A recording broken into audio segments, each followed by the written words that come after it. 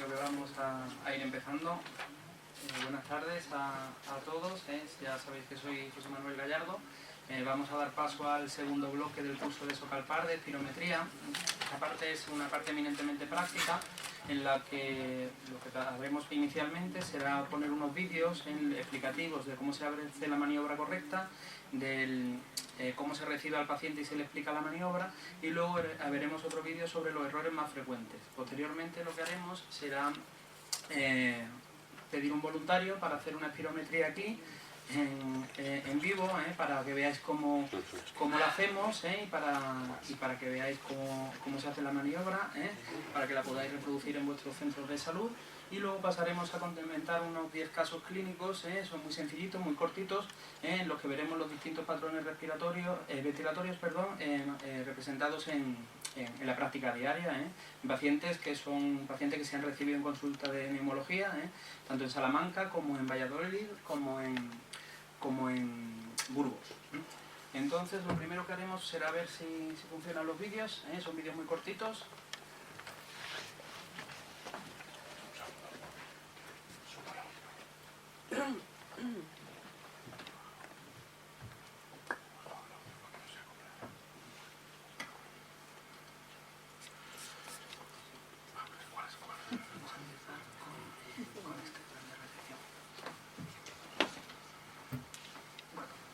Vamos a hacer una prueba para ver cómo están los pulmones. ¿Le han hecho alguna vez esta prueba? No, nunca me la he hecho. Perfecto, pues ya verá que es una prueba muy sencilla y después les explicaré cómo funciona. Primero le voy a pesar y medir, por favor, sin zapatos. Muy bien, no se apoye. Perfecto, un poquitín más para atrás.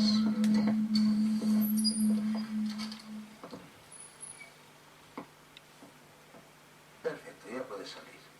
Ya puede calzarse y sentarse en el sillón.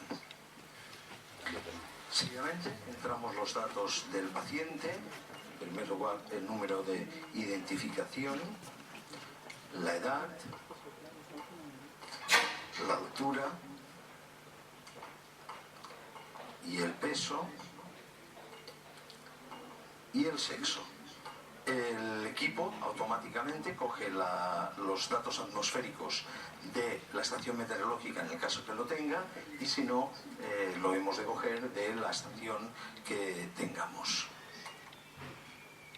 Bueno, esta es la recepción del paciente. Vamos a hacer una prueba para ver cómo están los pulmones. ¿Le han hecho alguna vez esta prueba? No, nunca me la he hecho. Perfecto, pues ya verá que es una prueba muy sencilla, después les explicaré.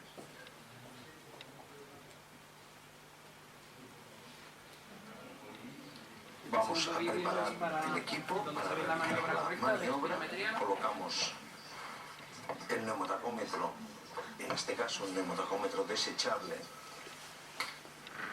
y explicamos al paciente cuáles son las maniobras que va a tener que realizar.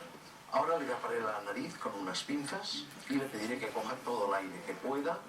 Cuando no pueda más, se pondrá el tubo dentro de la boca, mordiéndolo y procurando no poner la lengua dentro del agujero. Cuando le diga, sopla fuerte, seguido y sin parar hasta que yo le diga basta. Aunque a usted le parezca que ya no sale aire, continúa soplando mientras yo le vaya diciendo más, porque lo controlaré por la pantalla. ¿De acuerdo? Muy bien, pues vamos.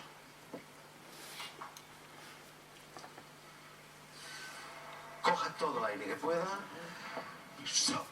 Venga, venga, venga, venga, venga, venga, venga, venga, venga, venga. Muy bien, muy bien, muy bien, muy bien, muy bien. Coja aire.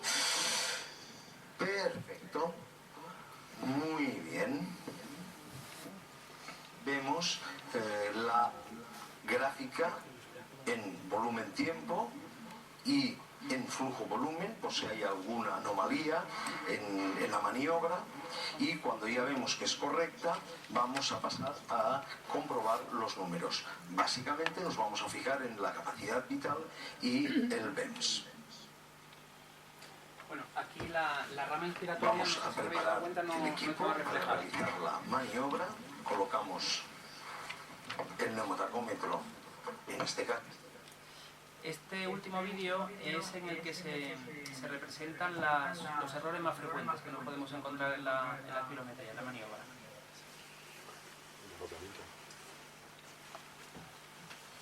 Bien, vamos a empezar. Coja todo el aire que pueda. Tú dentro de la boca. No, vale. Acuérdese, he dicho tú dentro de la boca. Vale. Mordiendo la boquilla. ¿De acuerdo? Venga, cuando usted quiera, coja aire. Venga, recta. Venga, aguante. Muy bien. Perfecto, muy bien. Bueno, acuérdese de no agacharse cuando vaya a soplar. Coja todo el aire que pueda y... No. Ha puesto la lengua dentro del agujero y el aire no ha podido pasar. ¿De acuerdo? Bueno, muy bien, vamos a repetirlo. Coja todo el aire que pueda. Fuerte, no. Tiene que parar hasta que yo le diga basta. Aunque le parezca que no sale aire, usted debe continuar porque yo lo controlo por la pantalla. ¿De acuerdo? Coja todo el aire que pueda. No, pare. Bueno, hemos de intentar que durante la maniobra no se produzca tos, si no la maniobra será artefactuada y no nos vale. Venga, cuando usted quiera, coja aire. Uy, pare. Lo ha hecho bien, pero ha de intentar no hacer tanta tensión, porque entonces cierra la garganta y el aire no pasa. Ha de soplar fuerte, pero relajado. ¿De acuerdo? Bueno. Bien, vamos a empezar. Coja todo el aire que pueda. Tú dentro de la boca. No. Esos son los errores más habituales, hay multitud de ellos, y no solo durante la primera maniobra, sino que a lo largo de las maniobras, una vez que se repiten, se suele volver a caer en los mismos errores, incluso, sobre todo en pacientes mayores, que muchas veces se hace tremendamente difícil hacer la maniobra. Entonces, bueno, pues en principio esto nos puede pasar a todos, de hecho nos pasa a diario. La idea es, pues, de alguna forma forzar al paciente de una forma lo más educada posible, porque hay muchas veces que los pacientes, cuando los fuerzas mucho, al final se violentan porque parece que le estás de alguna forma ofendiendo, siendo muy agresivo verbalmente con ellos, pero sí que es necesario a veces ser muy vehemente con los pasos de la maniobra, porque si no es imposible. Ahora necesitaría un voluntario que se atreviese a hacer una espirometría. Me reservo los datos de peso y altura, si queréis, y de edad. Perfecto, 1,74 y 77. Sí, no hay problema. Perfecto. 74 años, dice, ¿no? ¿Qué hacemos de coña? Yo soy un poco hombre mayor. Bueno, en principio, lo primero que voy a hacer es meter los datos, los apellidos, el nombre. Este aparato es un aparato, no sé si en vuestro centro de salud tenéis un aparato similar, es un aparato muy antiguo, que no tiene filtro antibacteriano, por lo cual no vamos a poder hacer la maniobra inspiratoria, y que bueno, que es un poco arcaico, pero la verdad es que la función la cumple perfectamente. Vamos a ver.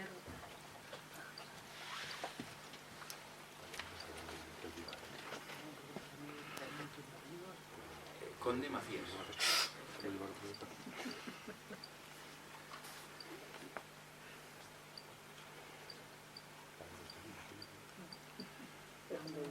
Lo más. Asignamos un número de historia aleatorio ahí.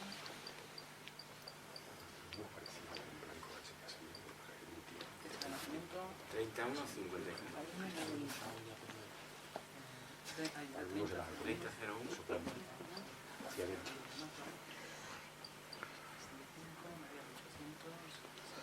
Sí, 175, 4, no sé, por ahí.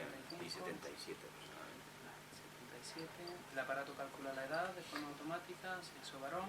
Bien, en principio, una vez que nosotros metemos los datos de filiación, peso y talla, realmente lo que tendríamos que haber hecho es comprobarlo con un peso, tallarlo, medirlo, porque hay veces que, bueno, pues a lo largo del tiempo, pues esos datos pueden variar y sí que alteran los parámetros.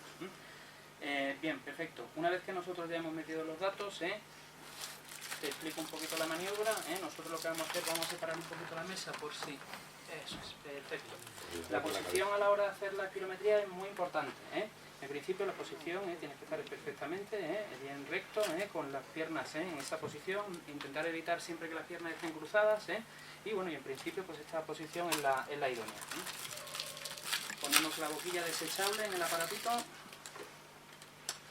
Hay dos formas de hacerlo, o bien implicando al paciente en la maniobra, si vemos que el paciente es un paciente que entiende perfectamente la exploración, o si vemos que una persona es muy mayor o tiene algún tipo de limitación, o aquel paciente que tenga una hemiplegia, pues puede ser la enfermera o la persona que haga la espirometría la que introduzca la boquilla en la boca. En este caso lo que vamos a hacer, yo lo voy a ceder a ti, ¿vale? La idea es que cuando yo te diga, pues tú vas a coger aire, vas a hacer una inspiración profunda, no hace falta que sea forzada, te llenas bien, y una vez que tú tengas el pulmón bien lleno, automáticamente yo te voy a ir guiando, pero le introduces el aparatito en la boca. La forma de introducirlo es muy muy importante. Nosotros siempre con la boquilla tenemos que introducirla en la boca, apretando los dientes un poquito y dejando la lengua abajo, ¿vale? Para que no haya una obstrucción. Abajo del reborde. Eso es, sobre todo para que no tenga la tendencia a obstruirla y alterar la curva, ¿vale? Entonces, una vez que nosotros hagamos eso, yo te diré, coge aire. Una vez que hayas cogido aire, automáticamente te llevas el aparatito a la boca y yo te diré, soplas fuerte, lo más fuerte que puedas, y de forma continuada durante 6 segundos. Yo te iré diciendo y te iré dando las instrucciones. Cuando te diga, finalizas y repetiremos la maniobra 3 veces, ¿vale? En función un poquito de si se hace de forma correcta. Lo ideal sería que una vez que nosotros hayamos hecho la expiración, luego terminásemos con una inspiración máxima, no forzada, pero sí máxima. En este caso no lo vamos a hacer por lo que te comenté antes. El filtro antibacteriano no lo tenemos en este aparato, entonces pues vamos a evitarlo. ¿Cuál era el motivo de la inspiración final? ¿El qué, perdón? ¿El motivo de la inspiración final? El motivo de la inspiración final es valorar la curva inspiratoria. ¿Os acordáis que cuando comentamos la jornada pasada, que sí que la valoración de la inspiración nos puede orientar a una obstrucción fija, y entonces pues bueno, pues también nos da información. A nivel de obstrucción, a nivel de patrón ventilatorio restrictivo o obstructivo, no nos aporta nada, simplemente para descartar que tengamos una obstrucción de vía respiratoria superior. Pues nada, pues vamos a ello. Otra de las cosas importantes, siempre tapar las fosas nasales, ¿vale? Entonces te tapo la nariz, bien recto, las piernas un poquito, eso es, perfecto, esa es la posición. Cuando quieras, coge aire. Muy bien, métetelo en la boca y sopla fuerte. Sigue, sigue, sigue, sigue, sigue, sigue, sigue, sigue, sigue, sigue, sigue, sigue, sigue. Perfecto, se acabó. Muy bien. Ha hecho la curva perfectamente, sin ningún tipo de alteración en el trazo. Aquí se ha alterado el inicio, porque como no hemos demorado un poquito a la hora de hacerlo, por eso he saltado el pitido un poquito antes, pero la idea es que cuando yo me coordine y cuando yo le dé la tecla, tú cojas aire, ¿vale? Pues nada, perfecto.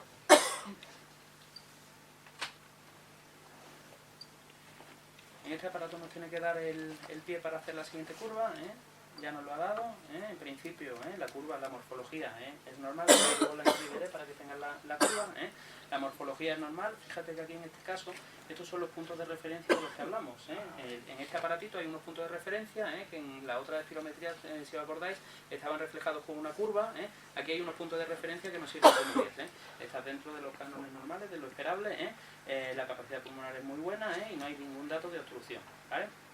Luego nos saldrán impresos más parámetros, ¿vale? Pues bueno, vamos a repetir la segunda maniobra. Muy bien. Pues cuando quieras, coge aire, llévatelo a la boca y sopla fuerte. Sigue, sigue, sigue, sigue, sigue, sigue, sigue, sigue, sigue, sigue, sigue, sigue un poquito más. Perfecto, muy bien. Pues nada. Esta curva, la morfología es similar, es un poquito más ancha en la zona anterior, pero es una morfología similar. Arriba, ¿no? Efectivamente. ¿Eso qué quiere decir? Eso quiere decir que el pico que has dado se ha demorado un poquito, no ha sido tan intenso. Pero a nivel de parámetros... Ya es un poco chocolate, a nivel de parámetros, fíjate, incluso tiene un poquito más de capacidad. Entonces, bueno, a lo mejor eso ha sido porque al final... el pico lo ha hecho menos incluso, pero te has hinchado un poquito más el pulmón, ¿vale? Muy bien, perfecto. Segunda curva, completamente reproducible. De hecho, el aparatito te lo marca como reproducible, con lo cual le da el visto bueno para dar a la siguiente curva. Entonces, segunda maniobra perfecta. Y pasamos a la tercera. Coge aire, métetelo en la boca y sopla fuerte. Sigue, sigue, sigue, sigue, sigue, sigue, sigue un poquito más, un poquito más, un poquito más, un poquito más. Perfecto. Muy bien. Luego siempre da la sensación al final de la expiración que no tiene absolutamente nada de aire. Es el momento en el que la mayoría de las personas ya paran. Tienes que forzarlo hasta, en lo que hablábamos en el día pasado, hasta la fase de meseta, hasta conseguir esa situación en la que la curva al final se hace asintótica con el eje horizontal. En este caso la verdad es que ha sido un paciente perfecto, la curva es completamente normal, has mejorado en el FEB1 en la última curva, este aparatito selecciona los mejores parámetros, y una vez que hemos comprobado que las 3 maniobras son aceptables y son reproducibles, y cumple criterios de reproducibilidad, pues imprimimos.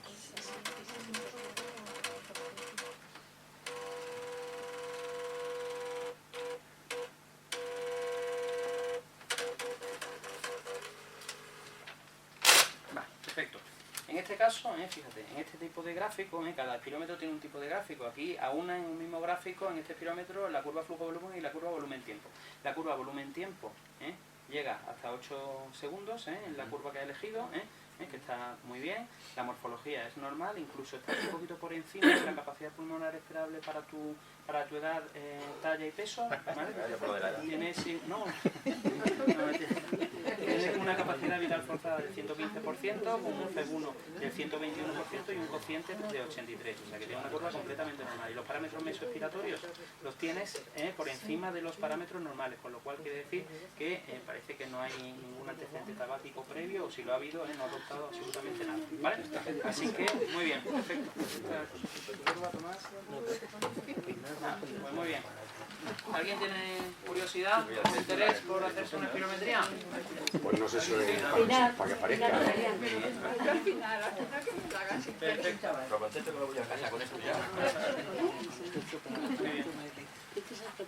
Pues nada. Metemos los datos, apellidos. Y la tiene, ¿no?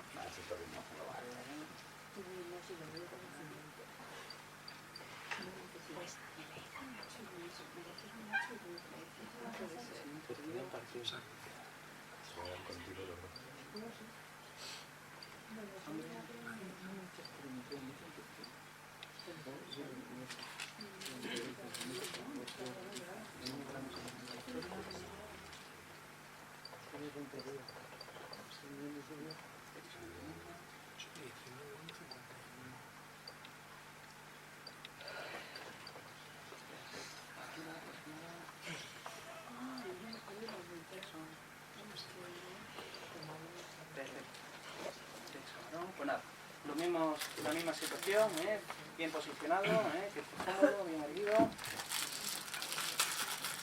Cambiamos boquilla, la ponemos, tapamos fosas nasales y lo mismo. Inspiración profunda, cuando yo te diga, luego automáticamente llevas el aparato, lo voy diciendo, y los mismos pasos, ¿vale? Pues vamos allá. Cuando quieras, coge aire, muy bien, llévatelo a la boca y sopla fuerte. Sigue un poquito más. Este sí que se pone morado. Se acabó. Se acabó. Bueno, aquí ha habido una pequeña tendencia a echarse hacia adelante. No se ha modificado la curva. Este pequeño pico que ves ahí al final es porque al final cuando he resoplado un poquito de aire ha entrado y por eso ha modificado la curva. Pero bueno, la maniobra es buena, fíjate, tienes un buen pico, un buen C1, un buen pico máximo, y bueno, y ahora lo que toca es repetirlo, ¿vale? Siempre que nos margen, reposar un poquito, y acto seguido, pues, siguiente curva.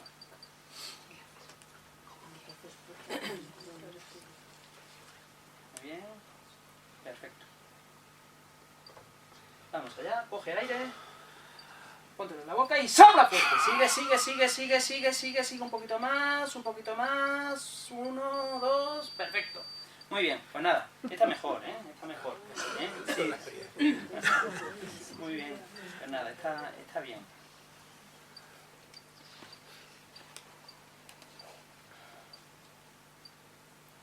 Vamos a ver.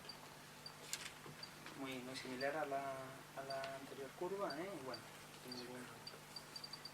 sí, parece un poquito estrecha, ¿eh? Parece que fíjate que aquí ves que la rama giratoria sí que es asintótica, una morfología diferente a la de Tomás, pero está dentro de los parámetros normales. Pues nada, a ver si me da pie el aparatito. Sí, el problema está claro.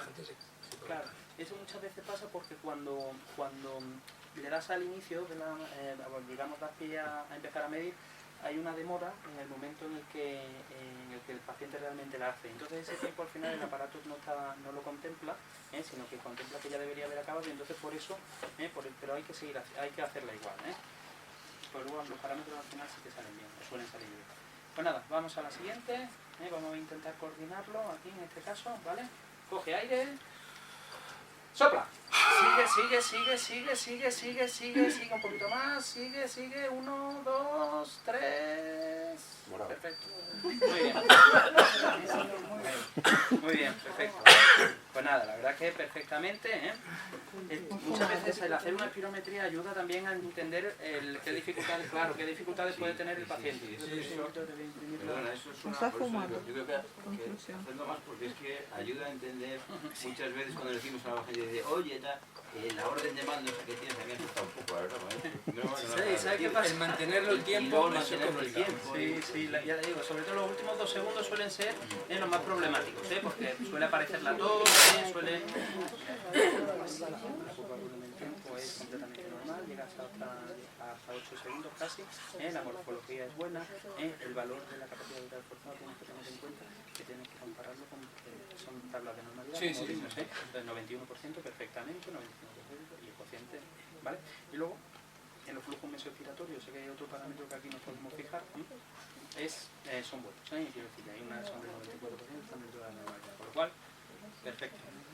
El cociente, este es el primer 82, y aquí el porcentaje sería 91 y 95, ¿vale? Muy bien, perfecto. Pues nada, ¿algún otro voluntario? La nariz es imprescindible. Sí, es imprescindible. Si no la tienes, si la haces sin pinza... Es que puede haber fuga en la expiración, puede haber fuga nasal y entonces, pues claro, pierdes capacidad medida expiratoria. ¿Está estandarizado el diámetro de la boquilla? Sí, bueno, depende.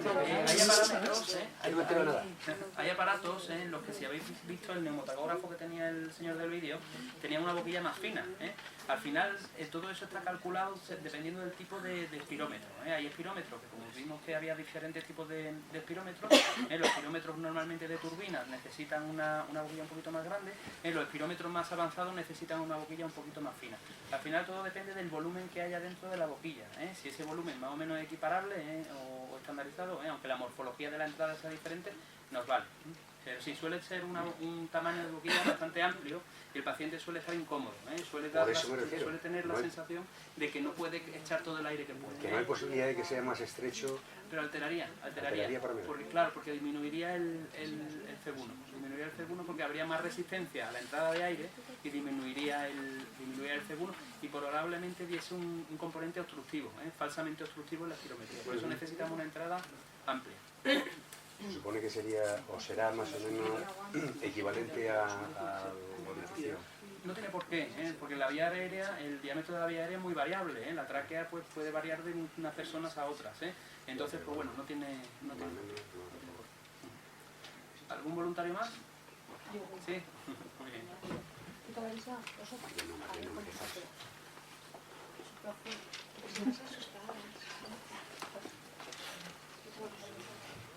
Sí, muy bien. Perfecto. Muy bien, pues mira, si quieres para que esté más cómoda, vamos a dejar el bolso, o bueno, si quieres ahí, si quieres, en la posición importante, como compañeros, erguida. Yo me alejaría un poquito de la mesa, porque hay veces que uno tiende a aproximarse ahí y puede estar incómodo, ¿vale? Muy bien, te voy a separar un poquito esto. Perfecto. Muy bien, vamos a meter los datos.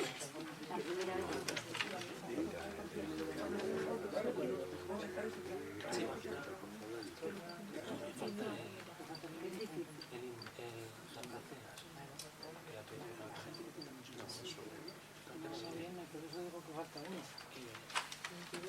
Esto es, yo creo que la gente no Mariano, porque la gente no lo hace, esto lo hace con la sensación cuando lo haces te das cuenta de que si no soplar, si con el niño y no, la mayoría de ellos no lo hacen bien. Sí. ¿Por qué? No me voy a hablar también, ¿no? No me voy a hablar. Que la quiero hacer cuando veo el curso.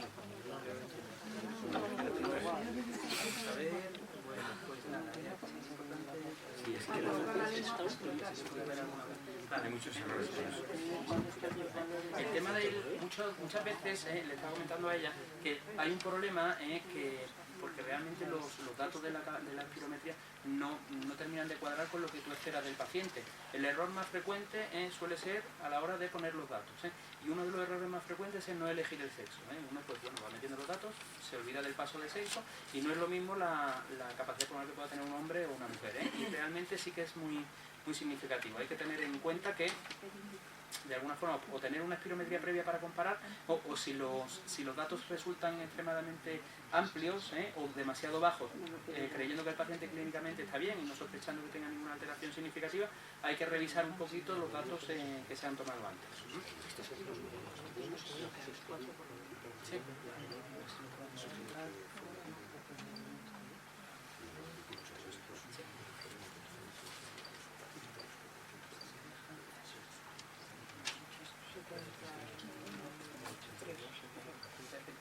Muy bien, perfecto, pues nada.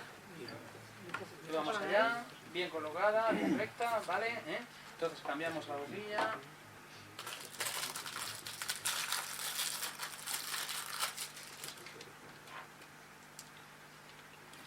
A ver si lo tienes. Si lo tapo un poquito. Muy bien. Claro, bueno, importante, muchas veces os encontraréis que el paciente cuando hace la espirometría, cuando hace la expiración, intenta hacerlo con la nariz. Es frecuentísimo. Siempre es pendiente de que lo haga con la boca. Y siempre intentar que el paciente haga una expiración, una inspiración profunda y que intente movilizar la cintura escapular, que sea máximo, ¿vale? Perfecto. Bueno, pues nada, pues primero, no, yo mando, siempre tienes que seguir las indicaciones, porque yo tengo que coordinarme para que tú lo hagas, ¿vale? Entonces, bien recta, los brazos no los puedes tener apoyados en la mesa, ¿vale? Tírate un poquito para atrás, esto aunque parezca una tontería es muy importante, ¿vale? Esto para ti, esa es la posición, perfecto, muy bien. Pues cuando yo te diga, tú vas a coger aire por la boca, máximo, y luego, cuando te diga, te lo introduces en la boca de la forma que hemos dicho y soplas fuerte, ¿vale? Vamos allá.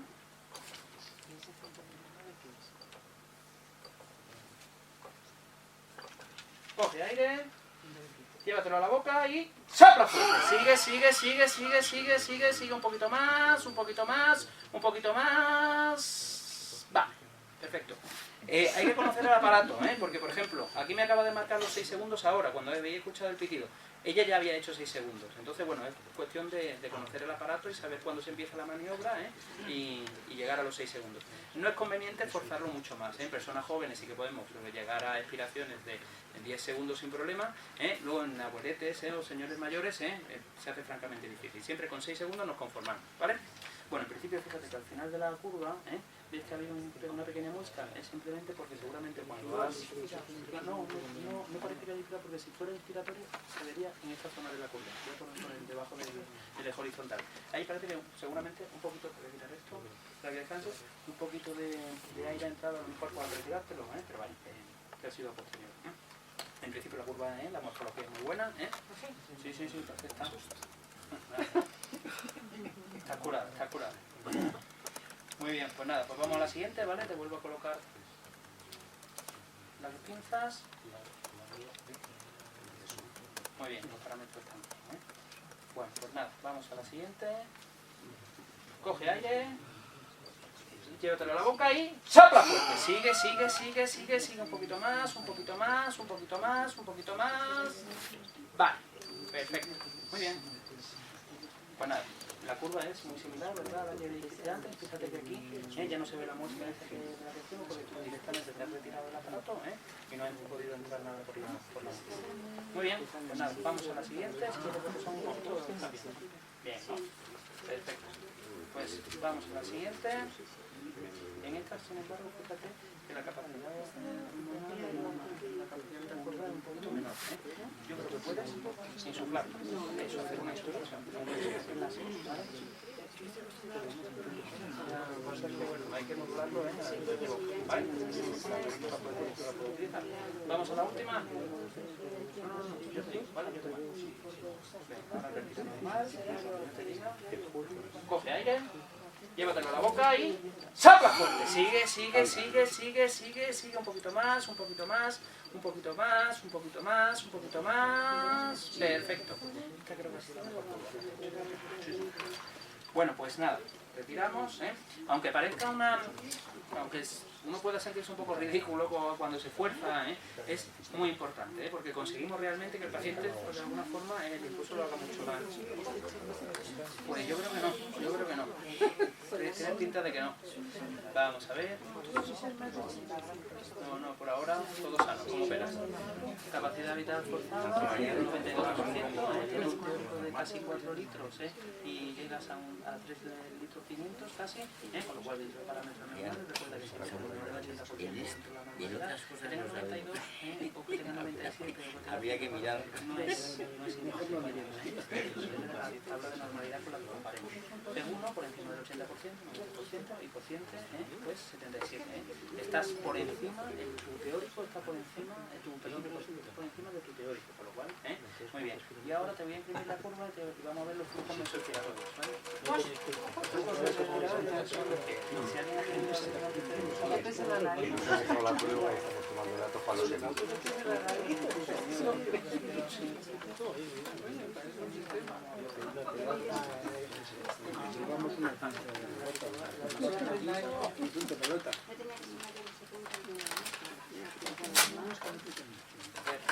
En este caso, mira, los flujos mesoinspiratorios sí que están por descendidos, pero el volumen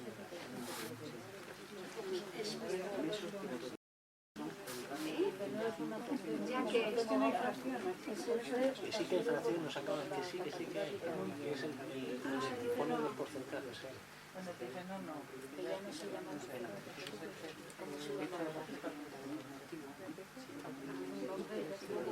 lo importante es para ti, es para todo el mundo.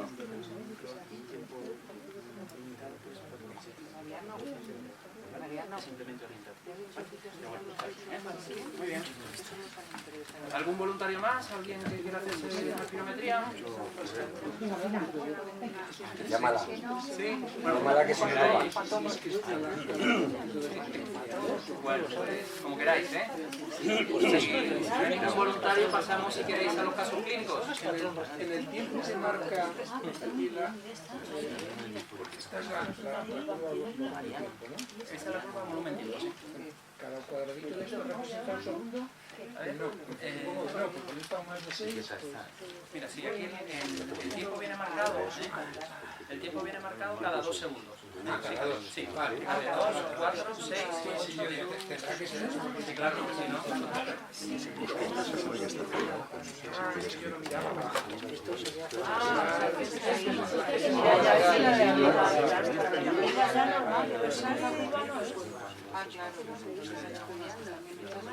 Claro, por eso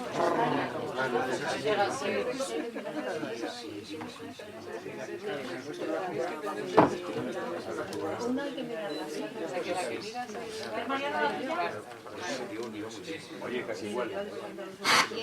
Hay que mirar una vertical. En los 90, 109 me parece. Vertical esa que está ahora. Yo es que pretendía que claro, yo también, yo digo,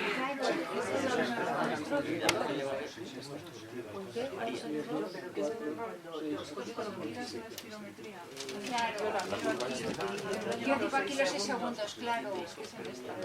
Pero nosotros el que tenemos es que no está. O sea, nos dan dos gráficas. Una esta es el de Bueno, pues si queréis vamos a dar paso a comentar los casos clínicos. Son casos clínicos muy sencillitos, y que, bueno, que en principio pues son, como comenté antes, son pacientes que han llegado a la consulta de atención especializada de los distintos hospitales que han organizado el curso. En principio, aquí lo que vamos a ver sobre todo es la alteración ventilatoria en distintas patologías frecuentes, ¿vale? EPOC, asma, enfermedades restrictivas y hay algún caso de obstrucción de vía aérea superior, donde valoraremos la rama inspiratoria y la expiratoria. Muy bien, el primer caso se trata de un paciente de 56 años, fumador, con un índice acumulado de 80 paquetes años. Recordar siempre que por encima de 30 paquetes años la probabilidad de desarrollar patología respiratoria crónica tabáquica es alta. Es un paciente que está jubilado, trabajó en la construcción, con antecedentes médicos, presenta hipertensión, cardiopatía isquémica crónica, se le hizo una dilatación y se le puso un stent en DA en 4 años previos, y habitualmente toma como medicación clopidogrel, bisoprolol y enalapril. Remitido a la consulta por disnea, en los últimos 5 años, una disnea progresiva que se ha hecho de moderados esfuerzos, con tos y expectoración matutina habitual, con 2-3 espúteos grisáceos al día. Predominantemente matutino. Aquí ya tenemos un criterio de bronquitis crónica. Si recordáis, ya la OMS definió en 1961 que era la bronquitis crónica y este paciente cumple los criterios, con lo cual ya tenemos una sospecha de que esa disnea no sea de etiología cardiológica en principio, sobre todo también porque tiene un índice de paquetes años altísimo, ¿no? El paciente en principio lo atribuye a su problema cardíaco, la exploración física, la alteración de la ocultación se plasma en una disminución del murmullo vesicular o algún roncus. Bien, este paciente, evidentemente, el paciente mayor de 35 años con un consumo acumulado de tabáquico importante, que presenta clínica respiratoria y criterios clínicos de bronquitis crónica, pues hay que hacer una espirometría sí o sí, ¿no? En este caso, la espirometría, si veis, tenemos una curva flujo-volumen que es un poquito convexa, cóncava con respecto a los puntos de referencia, y bueno, y que tiene una morfología inspiratoria normal. Aquí hay una pequeña alteración en la tendencia de la pendiente, pero bueno, en principio es reproducible. Aquí lo que tendríamos es un paciente que moviliza en la capacidad vital forzada 3 litros 800 sobre un teórico de 4,5, con lo cual tiene un porcentaje sobre el parámetro de referencia del 84,9%, un FEB1 disminuido en un 62%, este es el aire en centímetros cúbicos que moviliza, este es el teórico y este es el porcentaje. Si os acordáis, hablamos del límite inferior de la normalidad. Aquí está plasmado. Para este paciente este sería lo que podríamos considerar como límite inferior de la normalidad, en el intervalo de confianza. El cociente en este paciente, FEB1 FVC, sería esta cifra, con lo cual tenemos una morfología de la curva flujo-volumen obstructiva con una capacidad vital forzada dentro de la normalidad, con un FEB1 disminuido de forma moderada y con un cociente obstructivo. Bien, este paciente en principio sería catalogado como una insuficiencia ventilatoria obstructiva moderada, con una FVC normal. A este paciente se le hizo una prueba broncodilatadora porque era lo que realmente hay que hacer en estos pacientes que no tienen ninguna medicación broncodilatadora previa, y la prueba broncodilatadora en los valores porcentuales finales no hay una mejoría significativa, de hecho lo hace peor después de la broncodilatación. El FEB1 tiene un 0,3% menos, en la FVC, y el FEB1 un 5,8% menos. En valores absolutos no tenemos una mejoría de 200 centímetros cúbicos, con lo cual la prueba broncodilatadora es negativa. Eso quiere decir que no parece que tenga una hiperreactividad bronquial asociada, pero también hay un dato importante aquí, que sería cómo queda el cociente después de aplicar tratamiento broncodilatador. El cociente inicial era del 58,2, es decir, por debajo de 70, obstructivo, y en este caso el posterior es del 54,9%, es decir, persiste la obstrucción. Paciente que persiste la obstrucción, que no hay una mejoría significativa en la prueba broncodilatadora, con lo cual este paciente podríamos catalogar como un EPOC de grado moderado, con grado de obstrucción moderado. Luego podríamos hacer la clasificación de la nueva guía, GSPOC, etcétera, pero en principio, a efectos prácticos, EPOC moderado, ¿vale? Hay también aquí otro dato importante. Si os fijáis, os acordáis del paciente, aquí está, creo que más la edad porque el paciente era mayor, creo que era de 80 años, no, de 56, perdón, me había confundido. Es un paciente que tiene 56 años, pero por sus características morfológicas tendría que tener una línea, perdón, un límite inferior a la normalidad del 68. Es decir, este paciente, si nosotros pues de alguna forma nos dejamos llevar por la tendencia que os comenté, que todavía no está de alguna forma reconocida, pero que posiblemente en el futuro sea lo que nos marque el límite de la obstrucción, este paciente, si tuviera un cociente del 69%, a lo mejor podríamos catalogarlo como no obstructivo, por el límite inferior de la normalidad. Pero a efectos prácticos, si está por debajo de 70, lo tendría. Este hombre tiene un cociente muy por debajo de 70. Lo cual, un caso en principio sencillo, que realmente la espirometría de la maniobra lo que nos permite es pues categorizar al paciente y empezar terapia. Vamos a ver. Segundo caso clínico, paciente de 44 años, mujer, fumadora de 5 cigarrillos al día desde los 19 años, una paciente que, pese a tener una historia tabáquica de mucho tiempo, el consumo acumulado es bajo. Si hacemos el índice paquetes año, esta señora tendría un índice de paquetes año por debajo de 15. Entonces, pues bueno, pues es un consumo tabáquico bajo. Trabaja en servicios domésticos, no tiene antecedentes médicos de interés, consulta por presentar desde hace 5 o 6 años, disnea progresiva que se ha hecho de moderados esfuerzos, sin tos ni expectoración, no ruidos torácicos ni agudizaciones durante los inviernos, con lo cual lo que presenta sobre todo, eminentemente, es disnea. En la exploración física tiene un tórax distendido, esto quiere decir que posiblemente pues, tenga un tórax que pues un poco tórax en quilla o tórax en tonel, una forma de expresarlo. En la ocultación pulmonar, una disminución generalizada del murmullo vesicular sin ningún tipo de ruido asociado patológico. ¿Vale? En la radiografía de tórax pues, se describen signos de hiperinsuflación e hiperclaridad generalizada que sugieren en el informe enfisema. Entonces a esta señora se le hace una espirometría y lo que tenemos es una morfología igual que la previa, una morfología con una zona en un tramo intermedio cóncavo con respecto a los puntos de referencia, con una rama expiratoria normal, y bueno, que si nos fijamos en los parámetros, es una señora que tiene una capacidad vital forzada del 117%, o sea que está normal, un FEB1 del 70%, o sea que tiene una disminución moderada del FEB1, y el cociente FEB1 FVC pues lo tiene disminuido. Esta señora lo ideal sería haber hecho una prueba broncodilatadora, se echa de menos aquí la prueba broncodilatadora. Pero bueno, en principio lo que tiene esta señora es una insuficiencia ventilatoria obstructiva moderada. En este caso, perdón, es que no está la radiografía, en este caso se le pidió también una alfa-1 antitripsina. ¿Por qué motivo? Es una señora que no tiene un antecedente tabáquico significativo, pero tiene unos datos radiológicos de enfisema muy claros.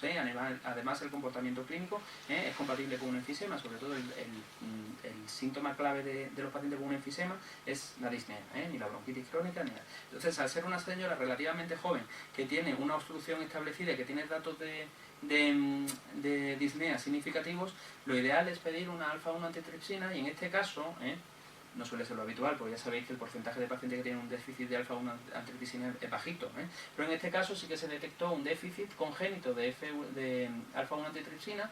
En estos pacientes hay que hacer luego el fenotipo, buscar el fenotipo para ver si hay un fenotipo homocigoto, y esta señora sí que tenía un fenotipo homocigoto, con lo cual esta señora es susceptible del tratamiento sustitutivo con alfa-1 antitripsina.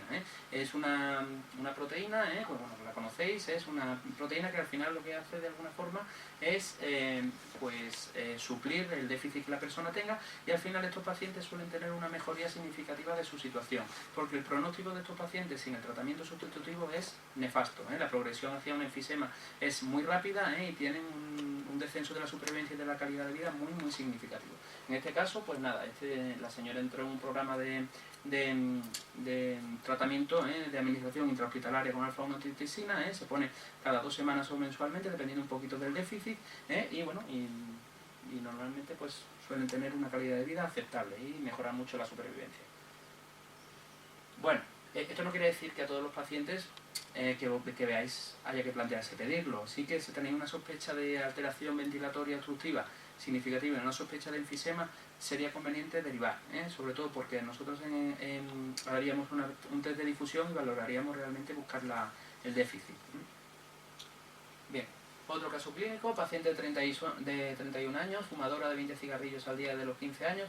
Daros cuenta de que esta señora es muy joven, cuando nosotros nos planteamos un diagnóstico de EPOC, normalmente siempre hay una edad establecida de más de 35 años. Eso no quiere decir que todos los EPOC sean mayores de 35 años, pero lo normal es buscarlo a partir de esa edad, 35 o 40 años. Esta mujer, pues, a no ser que haya fumado muchísimo, pues el índice acumulado, aunque sí que sea fumadora de un paquete, daros cuenta de que tiene un índice acumulado, si lo calculamos, 20 cigarrillos al día, durante 15 años, hace un índice paquete de años de 15. La probabilidad de desarrollar patología respiratoria crónica, tabáquica, es moderada. No tiene otros antecedentes médicos de interés, consulta por presentar en el último mes, tos frecuente, con disnea progresiva, ruidos torácicos audibles, ha realizado con tratamiento con mucolíticos y antibióticos sin mejoría, y la ocultación pulmonar presenta sibilancias respiratorias generalizadas. ¿Vale? Pues bien, esta señora se le hace una espirometría. Aquí vemos que la morfología de la curva flujo-volumen es completamente normal, que sigue el trayecto marcado por los puntos de referencia, la rama expiratoria es normal, la maniobra es aceptable en tiempo expiratorio, llega a los 8 segundos, que normalmente lo vemos de forma más fácil en la curva volumen-tiempo. La capacidad vital forzada de esta señora es del 90%, el FEV1 es del 84% y el cociente es del 80%, con lo cual estamos dentro de una curva espirométrica completamente normal. Se le hizo la broncodilatación, había una mejoría de la FVC en valor porcentual del 2% y una mejoría del FEV1 del 6,5%. Si nos vamos a los valores absolutos, evidentemente no hay una mejoría significativa de la capacidad vital forzada, y en el FEV1 estamos cerca de conseguir la mejoría de 200 centímetros cúbicos, porque obtenemos en la primera curva 2 litros 470 y la segunda 2 litros 630. Estamos cerca de los 200, pero no cumplimos ninguno de los dos puntos de positividad para la prueba broncodilatadora. Esta señora parece que tiene un componente, no por lo que habéis descrito en el caso clínico, de hiperreactividad, parece, ¿no? Sibilancias autoaudibles, secundarias a una infección respiratoria. En principio, pues lo que esperaríamos a lo mejor es que el test broncodilatador sí que fuese positivo, ¿no? Es verdad que la muchacha no ha tenido ningún antecedente previo, no parece que en la infancia haya tenido ningún dato de atopia, ni pensemos en que a lo mejor haya podido tener un asma alérgico, no tiene una riconoconjuntivitis asociada, pero sí que el comportamiento clínico puede ser, pues, por una hiperreactividad bronquial secundaria a una infección respiratoria. En estas pacientes que realmente pues, puede a lo mejor superar la situación aguda, pues habría que hacer un seguimiento para ver si se mantiene esa tendencia con respecto a otros catarros. La recurrencia de los catarros también le dan esa clínica, porque en estos casos así que habría que hacer un test broncoprovocador para realmente buscar la hiperreactividad y ver si hay un diagnóstico de asma. Si la paciente pues, no tiene otra recurrencia y se encuentra asintomática después de un tratamiento empírico broncodilatador, quizá con corticoides, yo lo haría, y vemos que recupera bien, pues bueno, pues después de un seguimiento durante un tiempo, de unos 3-6 meses, pues podríamos plantear el alta. Si hay una recurrencia, pues volver a enviar para un test de broncoprovocación. Luego hay algún caso en el que sí que aparece un test de broncoprovocación y lo describiremos. Bien. Espera un momento, sí. Es que a mí me cuesta mucho ver lo de los 200 centímetros, ¿dónde lo ves? ¿Cómo se ve? Sí, perdona. Mira, te marco aquí. Como describimos en la semana pasada, para que el test broncodilatador sea positivo tenemos que cumplir dos preceptos. Mejoría de FEV1 o FVC de 200 centímetros cúbicos y un 12%, ¿vale? Esas dos situaciones. Bien, aquí como vemos los valores, aquí tenemos, por ejemplo, en esta espirometría, hay otros espirómetros que a lo mejor los valores te vienen de otra forma representados. En este caso sería el FEV1 previo a broncodilatación, 2 litros 470, ¿vale? Serían 2,47, ¿vale? Y lo comparamos con los 2 litros 630 que tiene en la post-broncodilatación. Esta sería la basal, ¿vale? Y esta sería la post-broncodilatación, ¿vale? Este sería el valor absoluto. Este sería el valor absoluto de la basal y este sería el valor absoluto de la post-broncodilatación. Y este sería el porcentaje de referencia, ¿vale? Y esta sería la mejoría que ya el aparato te la calcula, ¿vale? Entonces, en este caso lo que tenemos es 2 litros 470 que no llegan a... para que esta... para que 200 tenía que tener 2, claro, 2,670, claro, efectivamente, esa es la cuestión. Entonces, se queda cerca, pues son 70 centímetros cúbicos, que prácticamente no es apreciable, pero no cumple el criterio. El porcentaje del 12%... Y el porcentaje del 12% aquí es 6,5, efectivamente. Aquí te lo calcula, Cada espirómetro, pues tiene... ¿Los aparatos es igual o no? Depende, hay que conocer el aparato. Hay aparatos que te permiten hacer la broncodilatación, o sea, te autocalcula los parámetros. Para eso es importante que no haya ninguna espirometría entre la primera y la segunda, es decir, que no se intercale ningún paciente, porque entonces no tiene esa opción. Por lo menos este espirómetro lo tiene así, porque no tiene memoria para más. Hay otros espirómetros que no. Sería cuestión de ver en el tipo de espirómetro que tengáis si realmente tiene esa opción. A efectos prácticos el cálculo es muy sencillo, vosotros hacéis una segunda espirometría y hacéis el cálculo según parámetros. Entonces tenéis que buscar eso, la mejoría del 12% o de 200 centímetros cúbicos. Bueno, siguiente caso, paciente de 68 años de edad, fumador de 20 cigarrillos al día desde hace 50 años. Este paciente, fácil calcular el índice paquete años, sería 20 cigarrillos al día por 50 años entre 20, pues serían 50 paquetes años, un riesgo elevado de desarrollar patología. Administrativo de profesión, hipertensión arterial, cardiopatía isquémica crónica, consulta por presentar desde hace 4 meses, tos seca con disnea progresiva que se ha hecho de pequeños esfuerzos. En la exploración física destacan las acropaquias, es decir, el dedo en palillo de tambor, disminución del murmullo vesicular y crepitante de tipo velcro en ambas bases, y bueno, pues se pide inicialmente una espirometría, ¿vale? Aquí tenemos datos importantes, las acropaquias y los crepitantes tipo velcro, ¿vale? El resto de antecedentes, ni la profesión, ni los antecedentes médicos, pues nos aportan en este caso, como veremos, nada significativo. Y como síntoma, pues la disnea progresiva y la tos seca. Bien, pues en este caso, ¿qué tipo de espirometría tenemos? Tenemos una espirometría que la curva parece que tiene una morfología, es difícil de apreciar quizás, pero en vez de cóncava, tiene quizás un poquito de convexidad, no muy llamativa, parece que sigue la curva normal, pero si os dais cuenta se aleja un poquito, no es paralela a la curva normal, sino que se va alejando con respecto a avanza la curva. Y luego, pues bueno, pues en principio sí que tenemos un tiempo expiratorio, que aquí, fijaros, aquí está representado el tiempo de forma diferente, pues si subimos aquí, pues entre 6 y 10 segundos, pues se quedaría en 6 aproximadamente, ¿vale? O sea que la curva es aceptable. Aquí no vemos otras curvas, no están representadas las otras curvas, con lo cual pues no podemos saber si hay un criterio de reproducibilidad. En este caso la capacidad vital forzada, como siempre, en esta zona, 2 litros 470, que supone un porcentaje sobre el teórico, que el teórico estaría en 3 litros 24, pues del 62%, con lo cual hay un descenso moderado de la capacidad vital forzada. El FEV1 pues también está disminuido de forma moderada, tiene un 72%, y el cociente FEV1 y FVC está por encima de 70, con lo cual aquí lo que parece que tenemos es un patrón no obstructivo, es decir, un patrón restrictivo con descenso moderado de la FVC.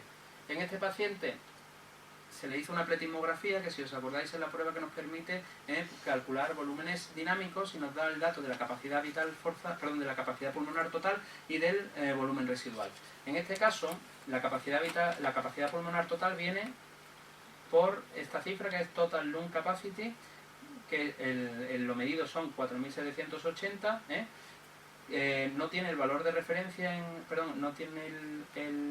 el valor de referencia sería en este caso 6 litros 90, con lo cual el porcentaje de capacidad pulmonar total es del 69%. O sea que sí que hay una correlación entre las cifras porcentuales de la FVC con respecto a la capacidad pulmonar total. Es decir, este paciente parece que sí que tiene un descenso de la capacidad pulmonar total, con lo cual parece que nos podemos creer que sea una restricción. Entonces, en este caso sí que confirmamos que sería una restricción moderada. Otro dato importante, tenemos que ver lo que os comentaba, el volumen residual. El volumen residual en este caso es del 81%, está dentro de los valores normales, es decir, volumen residual normal, en este caso como no hay un patrón obstructivo, realmente un patrón restrictivo, tampoco nos aporta mucho, porque realmente nosotros no esperaríamos un volumen residual aumentado en un paciente que tuviese una obstrucción establecida. En este caso, la capacidad pulmonar total, que sí que está disminuida de forma moderada, con lo cual tenemos una insuficiencia ventilatoria restrictiva moderada. En un paciente que tiene crepitantes tipo velcro y que tiene una disnea progresiva. Entonces, en este caso, lo primero que viene a la mente es pensar en una posible patología intersticial, una enfermedad pulmonar intersticial difusa. Si vemos la radiografía que se le hizo al paciente, fijaos, tiene un patrón intersticial, que lo que normalmente como normalmente se manifiesta en la curva espirométrica es como una restricción, que la hemos confirmado, y tiene un patrón intersticial de predominio subpleural y de predominio basal, que pues en principio lo indicado en este paciente sería hacer un TAC de alta resolución para ver realmente qué perfil radiológico tiene para clasificarlo como una neumonía intersticial usual o como una enfermedad pulmonar intersticial difusa o como otro tipo de patrón según las alteraciones radiológicas. Perfecto. En este paciente también sería muy interesante hacer una difusión, porque ahí veríamos el grado de afectación de la membrana basal. Y eso nos puede servir también como factor pronóstico. Y es lo que a nosotros nos sirve para ver la situación y la evolución del paciente que tiene una enfermedad pulmonar intersticial difusa, del tipo que sea, de fibrosis, etc. ¿Por qué? Porque a lo mejor las alteraciones radiológicas no son muy significativas, pero sin embargo la alteración de la difusión de monóxido de carbono sí que tiene una correlación con la situación clínica del paciente. Perfecto, pues vamos al siguiente caso. Si tenéis alguna duda o cualquier cosa o queréis interrumpirme, lo hacéis, ¿vale? El siguiente caso es un paciente de 68 años de edad, fumador de 10 cigarrillos al día desde los 20 años, con una distrofia miotónica de Steiner, con lo cual ya nos salta la alarma de un posible patrón restrictivo en la espirometría. Diagnosticado de EPOC, en tratamiento habitual con broncodilatadores, un paciente que, bueno, pues que el índice acumulado es bajito, fijaros, 68 años, fuma desde los 20 años, bueno, no es tan bajo en realidad, porque serían 48 años, con un índice tabáquico, tendría un índice tabáquico de 22, calculándolo así a grosso modo, con lo cual, bueno, un índice tabáquico moderado. Se diagnostica de EPOC, en tratamiento, no sé, lo que no sabemos si aquí realmente fue un diagnóstico de EPOC clínico, una sospecha de EPOC, o se confirmó con una espirometría. Supongo que no, porque si no, ahora veremos la espirometría que le hicimos al paciente, no está muy en esa línea. Bueno, tratamiento habitual con broncodilatadores. Consulta por presentar en los últimos 4 años episodios prolongados, sobre todo durante los inviernos, de tos con expectoración purulenta que precisan tratamiento antibiótico para mejorar. Disnea a grandes esfuerzos, habitual. Una situación en la que posiblemente la distrofia miotónica haya progresado. Auscultación pulmonar con ligera hipoventilación en base y algún roncus aislado, ¿vale? Bueno, pues se le hace la espirometría a este señor, que muchas veces es muy difícil. Un paciente con una miopatía, hacer una espirometría es francamente difícil, sobre todo en fases avanzadas. En este caso, lo que tenemos, si os fijáis, ya llama la atención que no hay un claro pico en la curva. Eso quiere decir que la maniobra no termina de ser óptima, y eso es posiblemente porque el paciente no tiene capacidad para hacerla.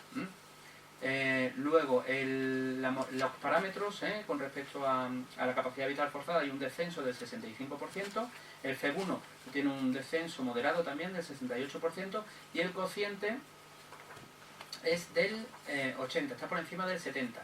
Si nos fijamos en el límite inferior de la normalidad, estaría en 66, con lo cual no hay ningún dato de obstrucción significativa. ¿Qué quiere decir esto? Que el diagnóstico de EPOC no es válido, no es un EPOC este señor.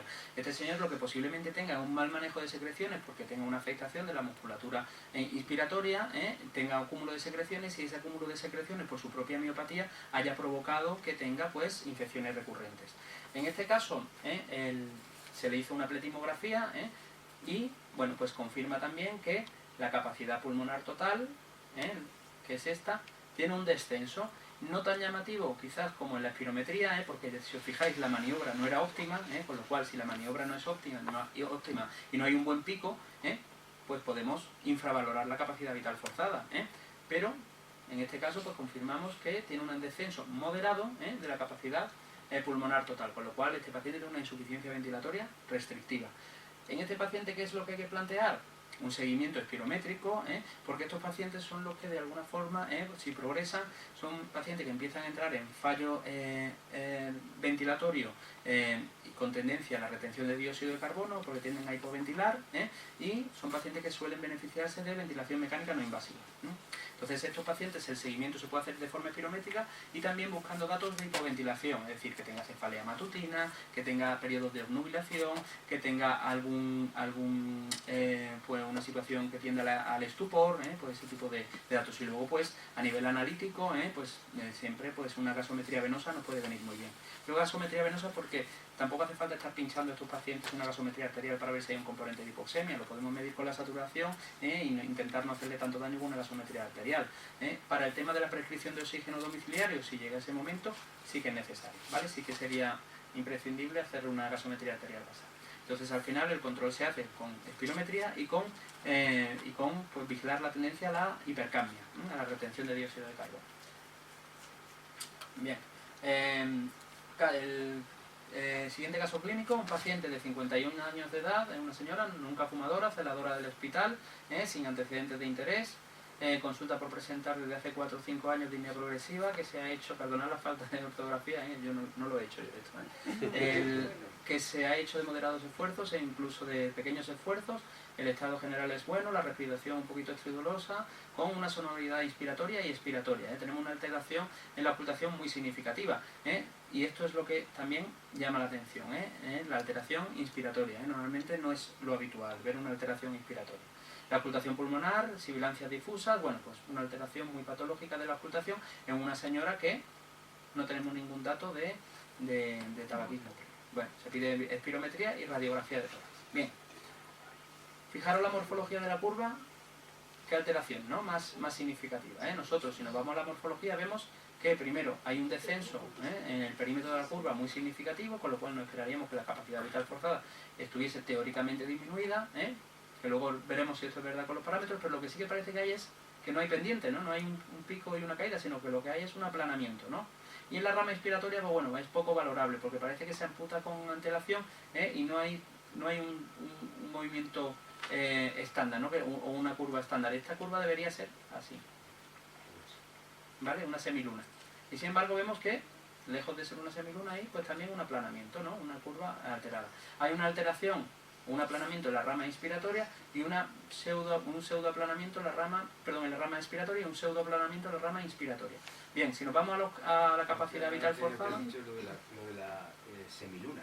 Ah, sí, perdón, que la morfología normal de la rama inspiratoria, es decir, cuando nosotros terminamos la maniobra y hacemos, que es lo que no hemos hecho aquí por el tema del filtro bacteriano, cuando tú terminas la maniobra, tú lo que haces es una inspiración máxima, no forzada, pero máxima. La representación morfológica sería un semicírculo, esto tendría que ser así, esto debería ser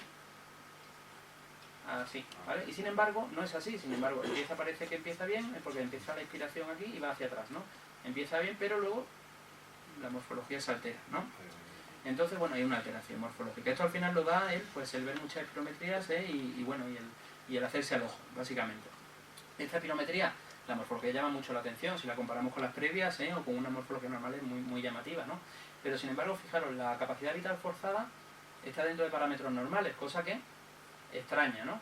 El FEV1 está disminuido en un 46%, o sea que hay un descenso grave del FEV1. Y el cociente FEV1-FVC pues está en este caso disminuido por debajo de 70, y entonces pues en este caso parece que lo que hay es una insuficiencia ventilatoria obstructiva grave con una capacidad vital forzada normal. Bien, pero estamos ante una señora que tiene una obstrucción grave sin antecedente tabáquico, que no tiene antecedentes que nos puedan hacer sospechar que tenga una crisis asmática, y que parece que bueno que no tiene unos antecedentes o una clínica que sugiera una patología que justifique un patrón obstructivo en esa situación. Y sin embargo tenemos una alteración morfológica de las curvas muy significativa con aplanamiento. Entonces, ¿qué hacemos? Bueno, pues en este caso hay que hacer una radiografía, ¿no? Para ver qué pasa ahí. Se hace la radiografía y fijaros, hay una pérdida de volumen muy llamativa del emitoras derecho con respecto al izquierdo. Sabemos que el emitoras derecho además es el pulmón que tiene los 3 lóbulos, que teóricamente tenía que tener un tamaño mayor que el izquierdo, y aquí es muy llamativo, ¿no? Fijaros qué pérdida de volumen. Y fijaros este hilio, este hilio está agrandado, y aquí hay una imagen que parece que la pérdida de volumen viene de esta zona. Hay una clara imagen atelectásica. Bueno, parece que si nos vamos a la lateral puede haber ahí en esta zona, pues es difícil verlo quizás, pero veis aquí una imagen un tanto triangular, ¿Veis que hay un refuerzo aquí? No es muy clara la imagen. Puede haber una sospecha de atelectasia en principio el lóbulo medio, que sería la zona anatómica que se ve alterada, ¿vale? Si ante esta radiografía de tórax pues se hace un escáner, claramente. Se hace el escáner y lo que muestra el escáner, si os vais dando cuenta, este es un corte más superior, vamos bajando, esta es la bifurcación de la carina principal, y aquí vemos que en el bronquio principal derecho, en este caso, pues en principio este nivel es normal, pero aquí hay una amputación. Aquí hay una amputación que es lo que de alguna forma provoca esa imagen atelectásica. Esta señora lo que tiene es una obstrucción fija de la vía aérea, no en la rama superior, sino en la rama intratorácica, y esta señora lo que tiene es pues un tumor que le está obstruyendo el bronquio intermediario, y bueno, de alguna forma pues es lo que provoca esa alteración espirométrica. Este caso, pues bueno, pues la verdad es que es muy ilustrativo en el sentido que la morfología, bueno, evidentemente esta señora de todo el protocolo se le hace la espirometría, pero luego se le pide una radiografía, o sea que bueno, esa imagen es muy llamativa de la radiografía, no hace falta que tú hagas un diagnóstico simplemente con la espirometría porque se hace difícil, ¿no? Pero sí que es verdad que la espirometría tiene una manifestación clara de lo que realmente pues provoca el tumor dentro de la vía aérea. Entonces, bueno, pues un caso que es bonito, bueno, bonito para no tenerlo, claro. El siguiente caso, paciente de 71 años, es fumador desde hace 10 años, con un índice acumulado de 60 paquetes años, jubilado de fundición, dislipemia, hipertensión, en tratamiento con estatinas e IECAS. Consulta por presentar de hace más de 10 años, disnea progresiva, que se ha hecho de moderados esfuerzos, no tos, ni expectoración, se supone que tendría que poner aquí, no agudizaciones bronquiales durante los inviernos, exploración física, con tórax hiperinsuflado, respiración con labios fruncidos, disminución del murmullo vesicular, con expiración alargada y auscultación pulmonar, en la auscultación pulmonar. Es decir, tenemos un paciente con un índice acumulado muy importante, de una edad ya significativa, que tiene una disnea progresiva, que ha progresado, que no tiene criterio de bronquitis crónica y que presenta una hiperinsuflación, una aparente hiperinsuflación, es decir, un tórax en quilla, con una expiración alargada y unos labios fruncidos. En principio parece que un paciente tiene muchas papeletas para ser un EPOC, y dentro del EPOC posiblemente un enfisematoso. Bien. ¿Qué obtenemos en la espirometría? Obtenemos una morfología claramente obstructiva, ¿no? Aquí no hay duda ninguna de que la morfología sea obstructiva. Esto es lo que te decía de la semiluna. Esta es la imagen de inspiración normal. ¿Ves? Es una semiluna, un semicírculo, más o menos homogéneo. Aquí lo que tenemos es una capacidad vital forzada del 73%, o sea que está cerca de la normalidad, pero está disminuida. Un FEB1 del 50%, y un cociente FEB1 y FEVC del 51%, ¿vale? Tenemos una insuficiencia ventilatoria obstructiva grave, o en el límite de lo grave, porque ya sabéis que el límite está en el 50%, con un descenso leve moderado de la capacidad vital forzada, ¿vale? En este paciente se hace una pletismografía, y en la pletismografía fijaros los datos que nos aparecen, porque si os dais cuenta, de alguna forma este paciente lo podríamos clasificar como un patrón espirométrico mixto, ¿no? Del que hablábamos. Descenso de la capacidad vital forzada, descenso del FEB1 y cociente obstructivo, ¿no? En principio podría ser un patrón mixto. Y si os acordáis, hablamos de los falsos patrones mixtos, por paciente que tiene una hiperinsuflación muy importante. ¿Qué pasa en este caso? Tenemos un volumen residual que es del 169%, es decir, tiene un 69% más de volumen residual que lo esperable, es decir, tiene un aumento del volumen residual. Por otra parte, la capacidad pulmonar total es de un 112%. ¿Qué quiere decir? Que tenemos una capacidad pulmonar total normal y un aumento del volumen residual. ¿Qué es lo que pasa? Que este hombre tiene una obstrucción tan importante, que tiene una hiperinsuflación y un atrapamiento aéreo tan importante, que el descenso de la capacidad vital forzada lo provoca el aumento del volumen residual. Es decir, que este paciente no tiene un patrón mixto, este paciente lo que tiene es una obstrucción severa. Y la única forma que tenemos de realmente comprobarlo funcionalmente es con la pletismografía. Perfecto, pues mira, si veis la radiografía de tórax, en este caso, pues tiene una hiperinsuflación muy llamativa, fijaros el aplanamiento de los diafragmas, la separación de los espacios intercostales, quizás la zona de hiperclaridad radiológica en campos superiores que sugieren que puede haber un componente enfisematoso, y en la radiografía lateral tenemos un aumento del espacio retroexternal significativo. Bueno, también si os dais cuenta, un corazón en lágrima, que es típico del paciente con una hiperinsuflación. Y luego, si volvemos a la lateral, el aplanamiento, que es realmente pues significativo, y una hiperinsuflación pulmonar radiológica muy clara. Perfecto. Creo que ya nos quedan muy poquitos casos, estamos prácticamente terminando. Paciente de 17 años con antecedente de rinoconjuntivitis, ya tenemos un dato de atopia por sensibilización a pólenes y de gramíneas y ácaros del polvo. Consulta por presentar de forma perenne, episodios de tos, disneas y bilancias que se agravan durante la primavera. Ocultación pulmonar normal. Bien, en principio, típico asma, ¿no?, de muchacha joven, bueno, no sé si es muchacha o bueno, luego lo veremos en la espirometría, pues que parece que tiene un asma alérgico, pues bueno, pues que habría que gradar y valorar. Bien, en esta vamos a ver, hombre, es un chaval. La curva espirométrica, la morfología es completamente normal, la capacidad vital forzada es del 115%, el FEB1 del 109% y el cociente FEB1-FVC 79%. Una espirometría completamente normal. Hacemos test broncodilatador como era de recibo, y lo que obtenemos es no hay una mejoría porcentual, es decir, tras la broncodilatación hay un descenso en la FVC porcentual de un 2,9% y del FEB1 de 1,9%. Y a nivel de parámetros absolutos, partíamos de 4 litros 770 en la capacidad vital forzada y obtenemos incluso menos, 4 litros 630 después de la broncodilatación. Y en el FEB1 pasa lo mismo, pues perdemos en un 70 centímetros cúbicos, ¿vale? Tenemos 770, perdón, y obtenemos 3700. Es decir, tenemos un paciente joven que tiene una sospecha clínica muy alta de asma bronquial, de hecho eso es innegable, ¿no?, por la clínica, y eso muchas veces es mandatorio sobre las pruebas de función respiratoria, que tenemos una espirometría normal porque parece que el paciente pues sí que a la ocultación es normal, que sí que clínicamente pues tiene una recurrencia periódica de los síntomas estacionales, pero ahora mismo está en fase estable, es decir, pues ahora mismo puede tener una espirometría completamente normal. Pero sin embargo el test broncodilatador es negativo. Si os acordáis del último día, os comenté que el test broncodilatador es muy específico, pero es muy poco sensible. ¿Qué quiere decir eso? Que nosotros no nos tendríamos por qué conformar con esto. Si clínicamente tenemos una sospecha muy alta, pues puede prevalecer, porque luego al final realmente nosotros lo que hacemos a estos pacientes es tratar con corticoide inhalado en las recurrencias o en las crisis, pero también tenemos, os comenté, la posibilidad de hacer un test de broncoprovocación.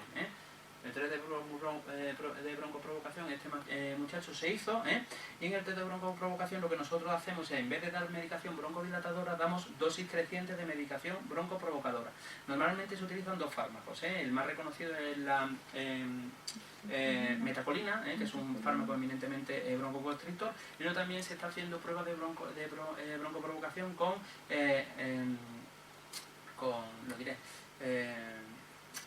manitol, que también nos provoca una broncoprovocación. Entonces lo que hacemos es que damos dosis crecientes, cantidades muy pequeñas, y hacemos una espirometría, damos la medicación, esperamos unos 2 minutos aproximadamente, hacemos una espirometría y vamos midiendo los parámetros. Sobre todo normalmente lo que se mide es el FEB1, en este caso. Nosotros, cuando consideraríamos que la prueba es positiva, es decir, que hay una hiperreactividad y una sospecha elevada de asma, cuando nosotros consigamos un descenso del FEB1 del 20%. Hay que tener en cuenta que pacientes que tengan un FEB1 ya disminuido de base, esta prueba puede ser peligrosa. Entonces, bueno, pues hay que saber cuándo utilizarla. En este caso, también lo que hacemos es un acúmulo de dosis. Vamos apuntando el acúmulo de dosis que va teniendo el paciente. Si nosotros damos una dosis inicial muy bajita, de 0,1, luego en la siguiente medición pues aportamos un poquito más y un poquito más, ¿vale? Entonces al final este paciente, pues nosotros vemos que el FEB1 de referencia era de 3 litros 430, él parte de previamente la situación basal de 3 litros 700, después de dar la primera dosis baja a 3 litros 70, extra 770, baja a 3 litros 700, después bajamos en la siguiente dosis a 3 litros 600, en la siguiente dosis a 3 litros 330, y sin embargo ya en la última dosis que se le aporta podemos dar hasta 12 veces, dependiendo un poquito del paciente, del FEB1 que le vaya quedando. En este caso hay un descenso muy significativo con respecto al que partíamos, que era de 3 litros 770, y llegamos a los 2 litros 980. Es decir, porcentualmente hay un descenso de más de un 20% en el C1. Esta prueba es positiva. Normalmente hay que ver que esta prueba tenga una curva lógica. Es decir, si nosotros vemos que después de aportar la primera dosis de fármaco broncoconstrictor, vemos que aumenta el C1, es de extrañar, es raro. Si vemos que la siguiente dosis baja mucho, pues también es extraño. Si vemos que la siguiente dosis vuelve a subir, no sigue una curva normal. Eso posiblemente sea porque la maniobra no sea buena, es lo normal. Entonces, en ese caso, ese día, la prueba no vale. Tenemos que tener una curva descendente. Y en este caso, si lo veis, aquí está el límite de la prueba, de la positividad de la prueba, y bueno, pues va bajando a medida que vamos aumentando la dosis de fármaco broncoconstrictor. En este caso, pues, se confirma que tenga una hiperreactividad bronquial, que era, bueno, de alguna forma lo que se sospechaba, ¿no? Creo que este es el último caso ya, creo. Paciente de 32 años sin antecedentes, no, el penúltimo. Paciente de 32 años sin antecedentes de interés, salvo una cifoescoliosis congénita muy llamativa que ha precisado intervenciones quirúrgicas y correcciones con corsé. Consulta por presentar desde hace un mes, cefalea matutina con somnolencia diurna, temblor, en los últimos años disnea progresiva que se ha hecho de pequeños esfuerzos. Tenemos un paciente que tiene una alteración de la caja torácica, con lo cual ya tenemos que pensar en una posible alteración ventilatoria restrictiva, que presenta cefalea matutina, somnolencia diurna, bueno, el temblor puede ser por pérdida del tono muscular, pero estos dos datos, sobre todo, indican que haya una posible retención de dióxido de carbono, ¿vale? Entonces, tenemos una saturación basal del 88%, con lo cual, para una persona de 32 años, esta saturación indica que hay una hipoxemia grave. Habría que confirmar con una gasometría arterial. Luego, en la exploración, fijaros que ya aparece el flapping, es decir, tiene datos de encefalopatía hipercárnica, en el contexto de una hipoxemia, de una posible hipoxemia, porque la forma de confirmarlo es gasométrica. Entonces, en este paciente, pues, bueno, pues realmente por lo que se deriva a la consulta de neumología es para valorar una no invasiva, básicamente, una ventilación mecánica no invasiva. Pues bueno, hacemos una radiografía de tórax, fijaros la deformidad tan enorme que tiene este paciente, tiene una alteración torácica muy significativa, que realmente aquí el dato es que las correcciones quirúrgicas, yo cuando estuve revisando el caso, yo no las vi. Es decir, normalmente lo que se hacen es poner una reconstrucción de cuerpos vertebrales con un esqueleto metálico, que corrige. Aquí no hay ningún signo de que haya habido una cirugía previa realmente, pero bueno, a lo mejor ha sido una radiografía seleccionada, pues, por eso, porque llama la atención que digan que ha sido intervenido y aquí no hay ningún dato de osteotomía ni nada. Bueno, en este caso, ¿qué es lo que tenemos? Pues fijaos qué llamativo, ¿no? Una capacidad vital forzada del 15%, un FEB1 que va en consonancia y un cociente del 91. Pues este muchacho pues, no tiene capacidad pulmonar. Si nosotros viésemos en un paciente que no tenga esta situación, viésemos esta capacidad pulmonar forzada, es decir, esta capacidad vital forzada del 15%, tenemos que plantear que ese paciente, si esa cifra es real, ese paciente habría que estudiar porque este paciente habría que trasplantar. Si no estamos hablando de un paciente cifoescoliótico. Digo, cifras por debajo del 30% de capacidad vital forzada, hay que plantearse si el paciente hay que hacer un estudio para trasplante pulmonar, independientemente de la causa de base que tenga. ¿Vale? ¿Cómo pueden medir a ese paciente? Pues realmente, pues ahí, yo creo que realmente la capacidad, porque llega un momento en que la capacidad vital forzada por debajo de un porcentaje es incompatible con la vida. No podemos pretender que un paciente movilice. En este caso sí que parece que puede tener un volumen corriente, si lo calculamos por el CEBU, de medio litro, sí que parece. Me refería a la estatura, altura. ¿Cómo bueno, pueden medir a ese paciente bueno, 1,72? pues yo creo que supongo que en vez de con el tallímetro, pues con 1 metro y doblándolo en la columna, supongo, que será la cosa, supongo yo. Pero si no te va a dar parámetros alterados, de por sí, ¿no? ¿Qué? Sí, lo digo porque yo creo que ahí en ese sentido al final tú no puedes fijarte del tallímetro. De hecho, de todas formas, aquí es difícil realmente comparar con unos parámetros de normalidad, porque realmente cómo conjeturas que la capacidad pulmonar de un paciente con una cifoescoliosis severa tenga una cifra comparativa con algo normal. Tendrías que compararlo con otros pacientes cifoescolióticos, ¿no? Con lo cual es difícil. Al final lo que sí que está claro es que en estos pacientes tú lo que tienes que ver es sobre las cifras de las que partes cuando inicia el seguimiento hacia las que evolucionan. Es decir, si este paciente, independientemente del porcentaje, bueno, en este caso hay poco margen de maniobra, pero si este paciente tiene una capacidad vital forzada progresivamente menor, ese paciente algo pasa, ¿no? Ese paciente está perdiendo capacidad vital forzada y entonces ese paciente a lo mejor esta prueba es lo que de alguna forma hace que se plantee una reintervención o una ventilación, bueno, depende un poquito de la evolución clínica del paciente. Pero en este paciente lo importante sobre todo es el seguimiento evolutivo de la espirometría. Bien, último caso. Paciente de 60 años de edad, mujer, no fumadora, con antecedentes de neumonía en la infancia, no otros antecedentes médicos de interés, consulta por presentar desde hace años, episodios frecuentes, 3-4 al año de tos con expectoración purulenta, fiebre que precisa tratamiento antibiótico para mejorar y, bueno, y ocasionalmente ha presentado expectoración hemoptoica. En los últimos 2 años refiere disnea progresiva que se ha hecho de moderados esfuerzos, ruidos torácicos frecuentes, en la ocultación crepitantes en el lóbulo inferior izquierdo, con algún roncus aislado. Se ha realizado radiografía de tórax con imágenes subjetivas de bronquiectasis, ¿no? Es una paciente, se solicita TAC de tórax por sospecha de bronquiectasis y espirometría para valoración de la situación funcional. Bien, estamos ante una paciente que tiene, bueno, pues eso, no tiene un antecedente tabáquico previo. En este caso hubiera sido realmente más bonito si realmente no se hubiera anticipado la alteración radiológica, porque realmente aquí lo que podríamos ver es realmente qué patrón ventilatorio tiene un paciente que no tiene un hábito tabáquico, pero sin embargo luego puede tener un patrón obstructivo, ¿no? Que es lo que de alguna forma se trata de este caso. Entonces en esta paciente, bueno, no tiene antecedentes tabáquicos y sin embargo nos encontramos pues con esta espirometría. Tenemos una curva de morfología obstructiva, con una capacidad vital forzada del 92%, con un FEV1 del 74%, es decir, un descenso moderado, y con un cociente de 68. Aquí fijaros si nos dejamos llevar por el límite inferior de la normalidad. Aquí está calculado para la paciente en 68,97 y ella tiene 68,42, con lo cual también cumple el parámetro de obstrucción por límite inferior de normalidad, con lo cual tiene una insuficiencia ventilatoria obstructiva moderada con capacidad vital forzada normal. En este escáner al final es lo que de alguna forma pues nos demuestra que en la base izquierda, donde había una alteración patológica, veis estas dilataciones bronquiales periféricas cerca de la zona subpleural, sobre todo en zona posterior, pues estos son bronquiectasias tubulares, no muy significativas. También tienen en campo, en língula, en zona de língula también parece que hay una dilatación, con un refuerzo peribroncovascular, bueno, parece que también tiene una alteración bronquiectásica en esta zona.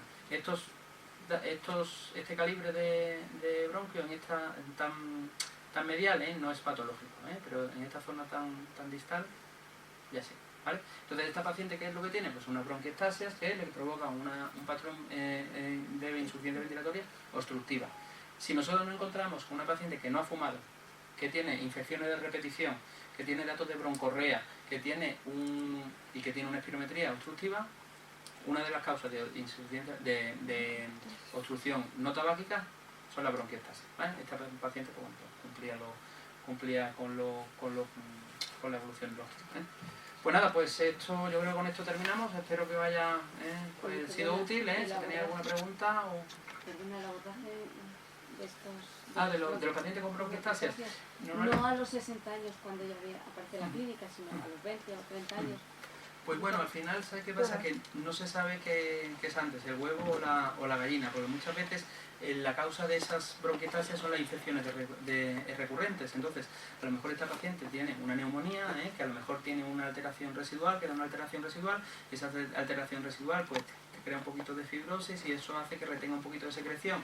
Retiene secreción y hay un círculo vicioso de reinfección, normalización, reinfección, normalización, y al final, por infecciones recurrentes, se dilata el bronquio. Hay otras causas de bronquiectasias que no es por reinfecciones recurrentes, normalmente la fibrosis quística.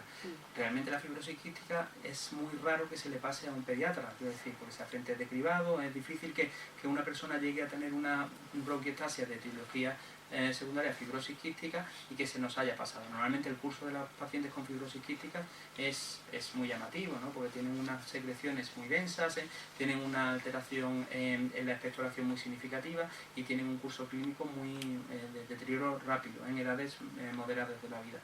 En un paciente con bronquiectasias, ¿cuál es el manejo? Pues normalmente lo que suele ser muy importante es la fisioterapia respiratoria. Son pacientes que se benefician sobre todo de maniobras de ayuda al drenaje del contenido del mucoso de la bronquiectasia. Y al final ese tipo de conductas sobre todo se le enseñan fisioterapeutas que tengan pues, algo de conocimiento de fisioterapia respiratoria. Sobre todo suele ser muy efectivo la expectoración con maniobras de inspiración profunda en decúbito lateral. Suelen ser muy buenas. Luego también hay que favorecer que esa secreción esté fluida. Son pacientes que requieren una hidratación permanente alta, tienen que beber mucho líquido, y luego sobre todo a nivel de obstrucción pues bueno, se maneja con broncodilatadores estándar. El problema que suelen tener este tipo de pacientes al final, lo que les limita mucho no suele ser el grado de obstrucción, sino que tengan una colonización por algún germen resistente. Estos pacientes son carne de cañón para que se colonicen en un ingreso hospitalario por alguna pseudomona, suele ser muy habitual.